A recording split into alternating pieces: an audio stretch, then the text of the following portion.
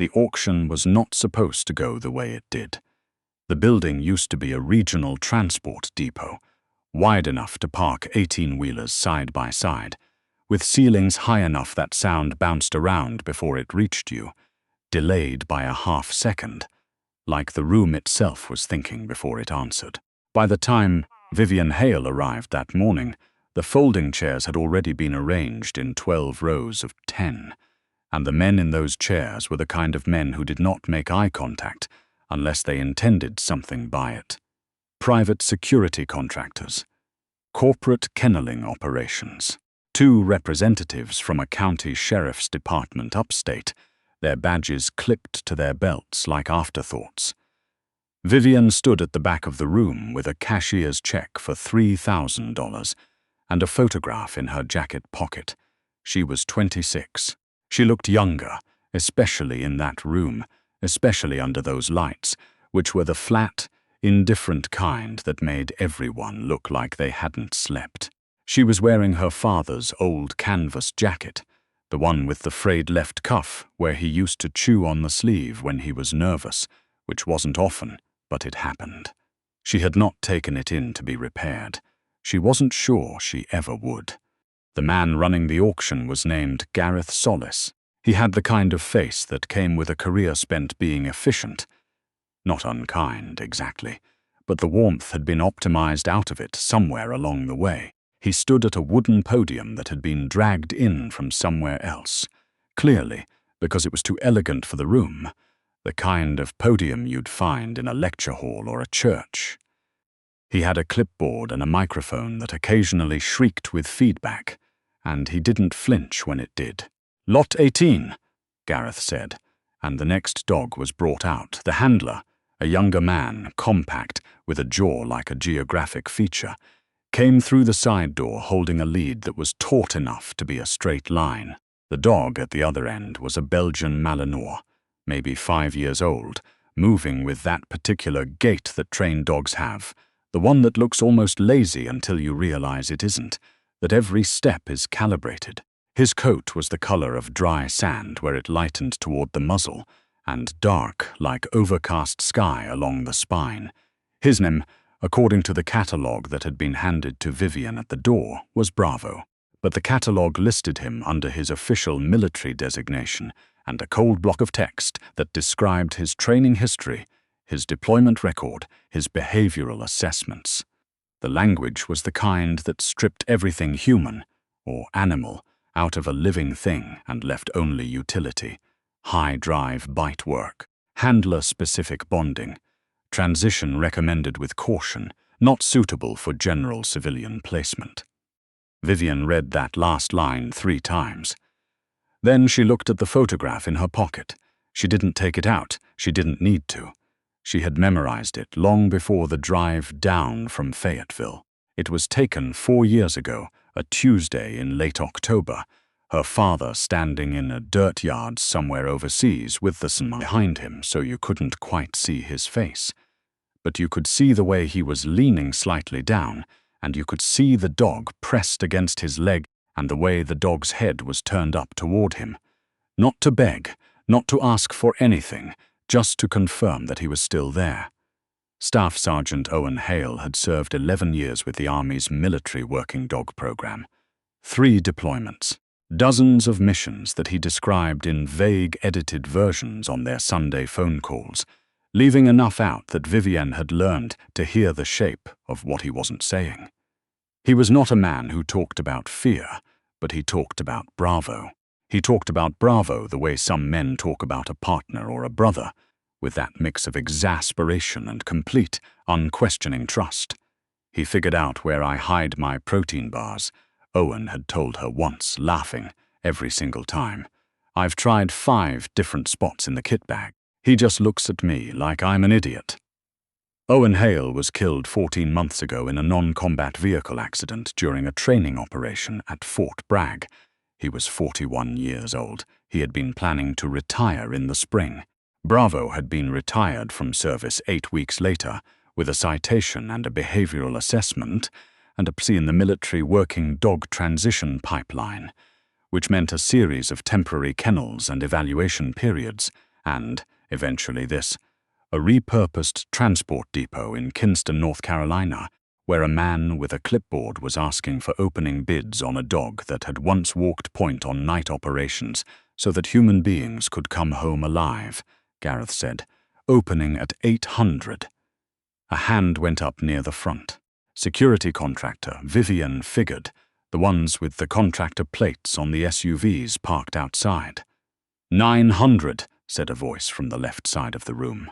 She could feel the momentum of it, the way an auction builds its own logic, its own gravity, pulling bids forward out of competitive reflex, even when the bidders weren't entirely sure what they were competing for.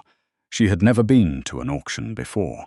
She had not anticipated how quickly the numbers would rise, or how small the silences between them were.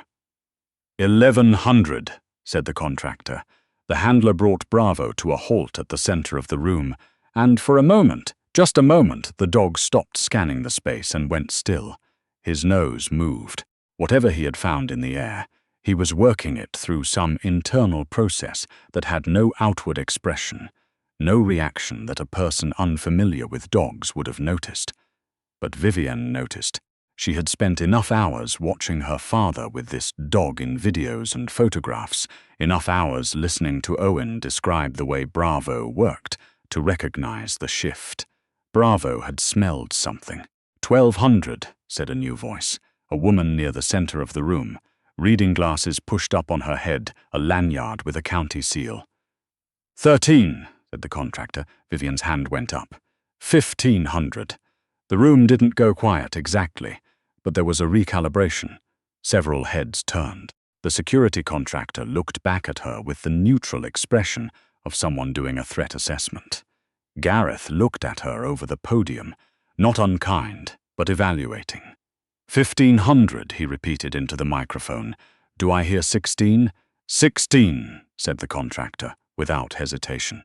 18, said Vivienne. She didn't raise her voice. She wasn't sure she could have, even if she'd wanted to. There was something happening in her chest that she had no name for. Not panic, not grief exactly, though grief was woven all through it.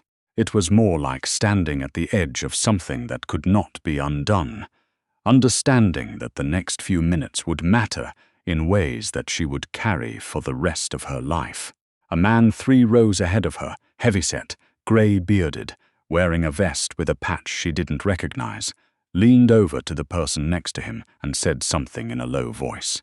The other man shrugged. 1900, said the contractor. 2000, said Vivienne. The handler, the young compact man, was watching her now. His expression had changed in a way she couldn't fully read. Somewhere between caution and something else, he said nothing. It was not his place to say anything. He kept his hand on the lead. Gareth said 2000. Do I hear 21? The contractor looked at her again. Then he looked at his associate, who shook his head slightly, barely a movement, just a chin tuck, and the contractor lowered his hand. Vivienne did not exhale. She was still counting bids in her head, calculating the gap between what she had and what the room might still do. 2100, said the county woman. The grey-bearded man in the vest turned around fully in his chair to look at Vivienne. She met his eyes. He said nothing. 22, she said. There was a longer pause. 23, said the county woman.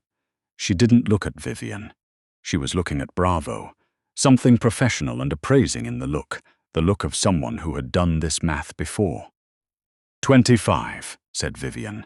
She was not counting the money anymore. The check in her jacket pocket covered $3,200.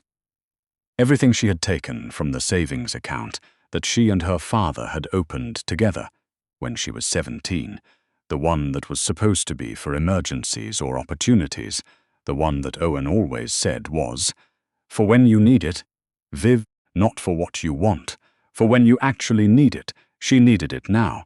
The county woman set her paddle down on her knee. She did not raise it again. Gareth waited. The room waited with him, that strange suspended quality of a collective breath being held. 2500. Going once.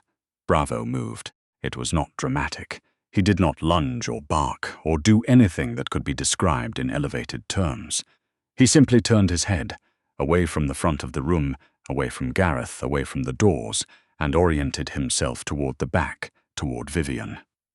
His ears came forward, and then he sat down, not because anyone told him to.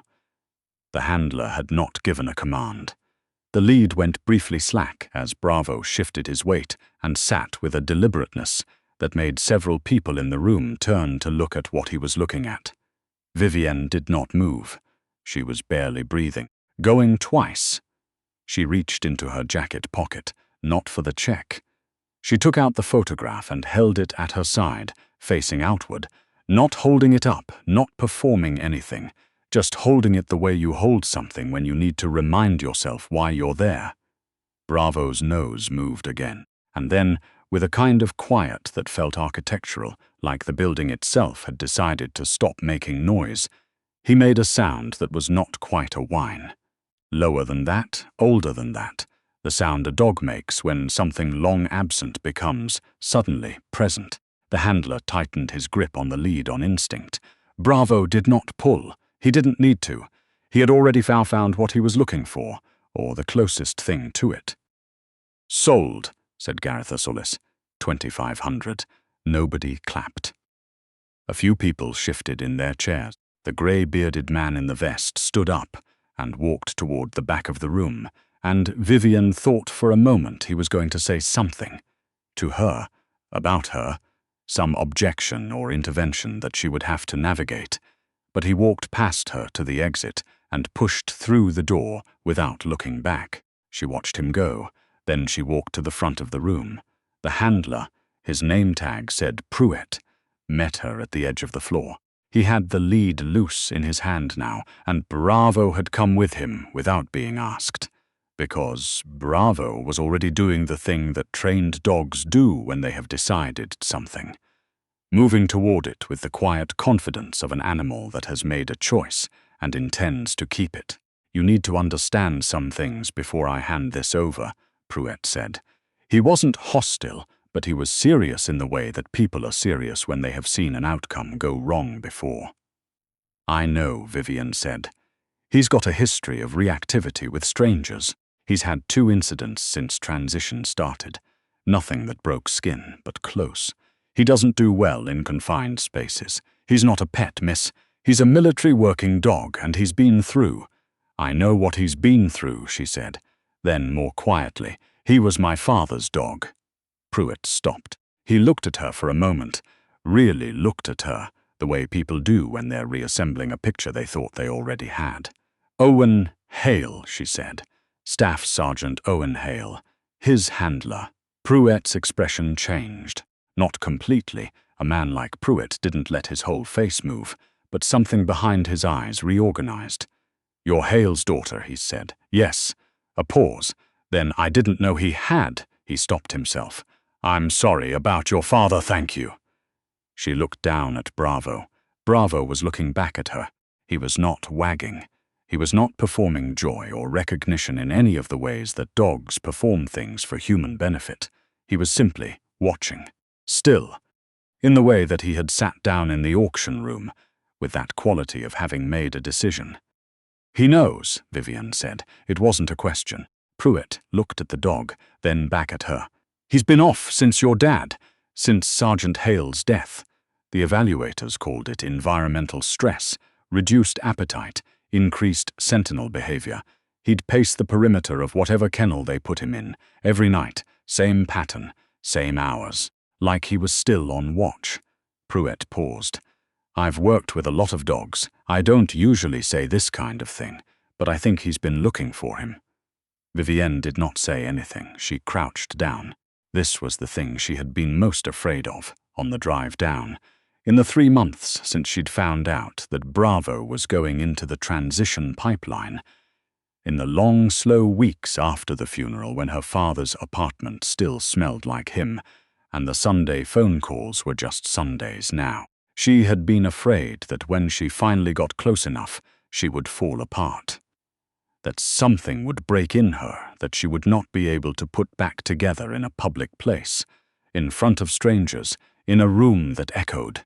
But when she crouched down and Bravo took one step forward and pressed the top of his head against her sternum, not hard, not an impact, just a contact, just the weight of him saying, "Here," she did not fall apart. She just breathed.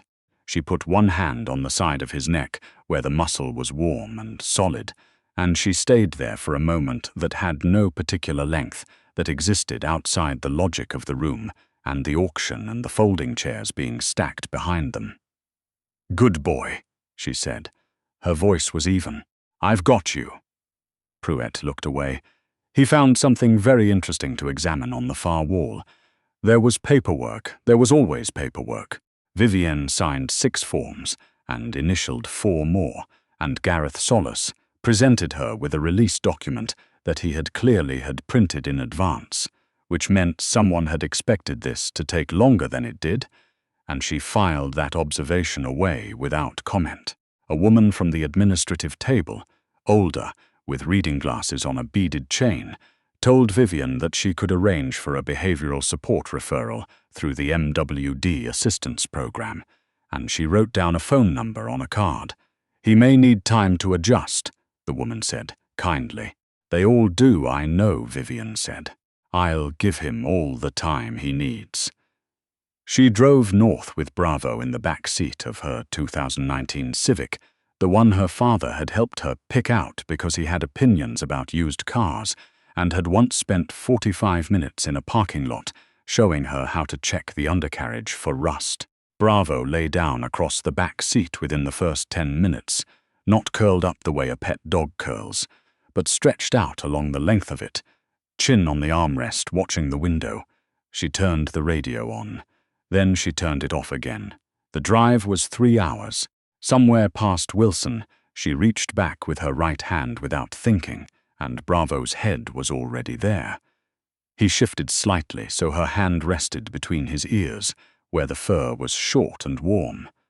She left her hand there for 10 miles. She had called her mother the night before to tell her what she was doing. Her mother had said, "Vivienne, are you sure?" And then, after a pause, "Your father would have loved that." Which was not the same thing as yes, but it was not no either, and it was enough.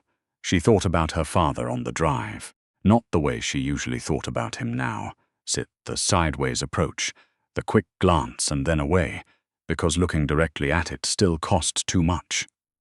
She thought about him the long way, the way he'd been before she knew how to measure him as something other than just Dad, the man who had made her learn to change a tire before he would let her drive alone, who sent her bad puns in the middle of the night because he'd read something funny and didn't know what time zone he was in, who on their last phone call 6 days before Fort Bragg had said, "I've been thinking about getting a place with a yard when I get out, somewhere Bravo can run. Is that stupid?" It wasn't stupid, it was a plan. It was the specific, ordinary kind of future that people make when they believe in one. And she'd been carrying the weight of it since November, the heaviness of a future that had been planned for, and then simply stopped. She got back to Fayetteville at 2:30 in the afternoon. Her apartment was on the 2nd floor of a building that had a narrow exterior staircase and a landlord who had said no dogs before she had explained the situation, and then had said, "Well, let me think about it," and then had not returned her call for 2 weeks before finally texting okay. Fine, just no damage to the unit. She had sent him back a thumbs up and had not mentioned that the dog in question had been trained to detect explosives and subdue armed combatants. Bravo walked up the stairs ahead of her. He paused at the landing, scanning left then right. Then he went to her door and waited. She unlocked it. He went in. She stood in the doorway and watched him move through the apartment. He covered the whole space in under 2 minutes. Bedroom, bathroom, the small hallway where she kept her bike. Systematically, not frantically, the way he had been taught to clear a space. When he came back to the living room, he circled once, chose a spot near the window that had a view of both the room and the front door, and lay down. He looked at her. She sat down on the floor, across from him. The afternoon light came in flat and gold through the blinds, striping the carpet between them. "This is it," she said. "This is where we live." He blinked. She was not going to pretend it wasn't going to be hard. She had read every resource she could find on transitioning military working dogs into civilian life. She had talked to 2 veterans who had adopted MWDs, one from a Facebook group and one from a program out of San Antonio. She knew about the noise sensitivities and the stranger reactivity and the need for structure, for routine, for the daily architecture of purpose that a working dog requires in order to understand who he is now that the work is done. She was going to give him all of that.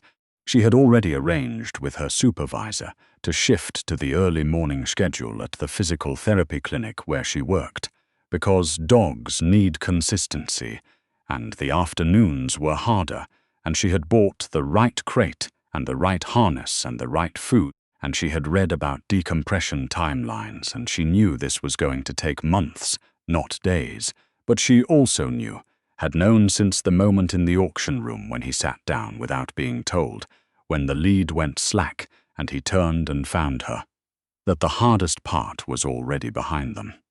Not for her. She still had years of it ahead of her, the hard part, the Sunday mornings, the puns she would never receive, the yard in some hypothetical somewhere that would not be planted.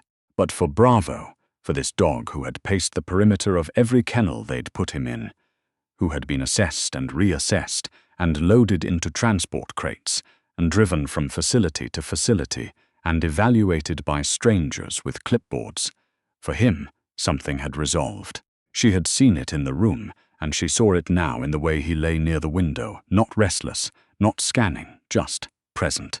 He was still on watch. She suspected he always would be. But now he was watching over something that made sense to him. Something that connected back to the last thing that had made sense. And she understood that about him in a way she could not have explained to anyone, who had not also spent the last 14 months trying to find a place to put their vigilance. She got up and went to the kitchen and filled a bowl with water and set it on the floor near the window. He watched her do it. He didn't move to drink yet. He waited until she had sat back down on the floor and pulled her knees up to her chest, and then he stood, drank for a long time, and came back and lay down. Closer, this time. Close enough that his flank was warm against her knee. She put her hand on his back. Outside, a car went by.